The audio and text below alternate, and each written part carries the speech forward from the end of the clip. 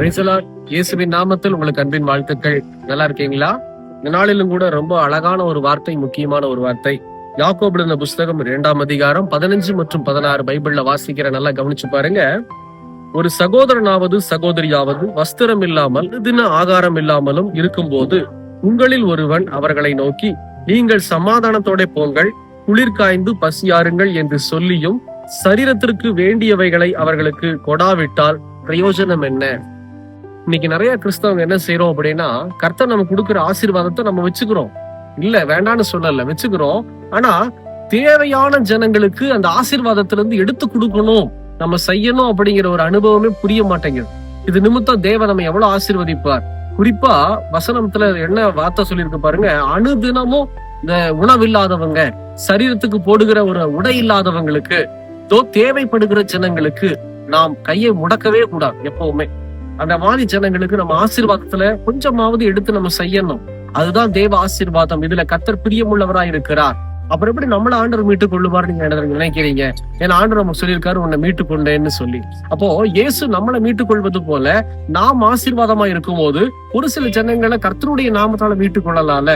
அவங்களுக்காக முதல்ல நீங்க ஜெபிக்கணும். ஏனோ தானே எடுத்து கொடுக்க கூடாது. ஒரு சில பேர் இந்த வீடியோ, இந்த மாதிரி நான் பேசுகிற வீடியோவை பார்த்துட்டு எனக்கு கமெண்ட்ஸ் பண்ணியிருந்தாங்க, எனக்கு ஒரு 50,000 கொடுக்க முடியுமா, எனக்கு ஒரு 1,00,000 கொடுக்க முடியுமா அப்படின்னு சொல்லி. அப்படியெல்லாம் சர்வசாதாரணமா 5 ரூபா கூட கொடுக்க முடியாது யாருக்கும். ஏன் அப்படின்னா கர்த்தர் சொல்லணும், நீங்க ஜெபிக்கணும். ஆண்டவரே, இதோ ஏழ்மையா இருக்கிறாங்க, திக்கற்ற பிள்ளையா இருக்கிறாங்க, நான் என்ன செய்யணும், நீர் விரும்புகிறீர் ஆண்டவரேன்னு சொல்லி நீங்க உள்ளத்தின் ஆழத்துல ஜெபிக்கணும். நான் உணவு கொடுக்கணுமா, இல்ல உடை கொடுக்கணுமா, இல்ல என்ன செய்யணும் ஆண்டவரேன்னு சொல்லி நீங்க தேவ சமூகத்துல சரியா ஜெபிச்சீங்க அப்படின்னா கர்த்தர் உங்களை கொண்டு அந்த ஜனங்களை போஷிப்பார், ஆசீர்வதிப்பார். அதனால மாத்திரம்தான் கர்த்தர் சொல்றாரு, நான் உன்னை மீட்டு கொண்டேன். எதற்காக பொருளாதாரத்துல உங்களை என்னை மீட்டுக் கொள்ளணும், எதற்காக கடன் இல்லாம உங்களை என்னை மீட்டுக் கொள்ளணும் அப்படின்னா பிற ஜாதிகளுக்கு கடன் கொடுக்கத்தக்கதாக தேவன் நம்மளை வைத்திருக்கிறார். அப்படின்னா கர்த்தருடைய நாமத்தால நாம் மீட்டுக் கொள்வதற்கு. அப்படி செய்யல அப்படின்னா இயேசு பற்றி எப்படி அறிந்து கொள்ளுவாங்க? கொஞ்சம் யோசனை பண்ணி பாருங்க. இயேசு சகல ஜனங்களுக்கு உதவி செய்தவராய் இருக்கிறார். முடியாதவங்களுக்கு அத்தனை உதவிகளை செய்தார் இந்த இயேசு இந்த உலகத்துல வாழும் போது.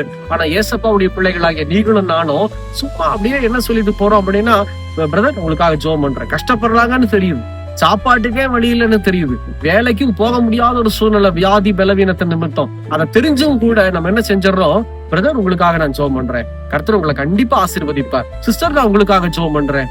வெறும் இந்த வார்த்தையினால தேவன் ஆசீர்வதிப்பார் நீங்க நினைக்கிறீங்களா? இல்லவே இல்லை. கர்த்தர் நம்மளுக்கு ஆசீர்வாதத்தை கொடுத்திருக்கும் போது ஆண்டவர்கிட்ட ஜெபம் பண்ணி ஆண்டவர்கிட்ட கேட்டு நாம் ஏதாவது ஒரு காரியத்தை செய்யும் போது கர்த்தர் மிகுதியா அவங்களையும் ஆசீர்வதிப்பார், கொடுக்கிற நம்மையும் ஆசீர்வதிப்பார். தயவு செய்து புரிந்து கொள்ளுங்க. இனியும் இந்த மாதிரி ஏனோ தானோன்னு நம்ம வாழ்க்கை வாழாதபடிக்கு நீங்க ஒப்பு கொடுங்க. என்னால முடிஞ்ச உதவிகளை நான் திக்கற்ற பிள்ளைகளுக்கு, வேலைக்கு, விதவைக்கு, ஆண்டவரே நீர் சொல்லுகிற ஜனத்துக்கு குறிப்பா நான் அடல் பண்ணிக்கிங்க. ஏசப்பா நீங்க சொல்றவங்களுக்கு நான் கொடுப்பேன் அப்படின்னு சொல்லி நீங்க வேண்டிக் கொண்டா கர்த்தர் உங்களை என்னை ஆசீர்வதிக்க வல்லமுள்ளவராய் இருக்கிறார். அப்படியே ஒப்பு கொடுப்போமா? கண்களை மூடி ஒரு நிமிஷம் என்னோட இணைந்து ஜெபிக்கிறீங்களா?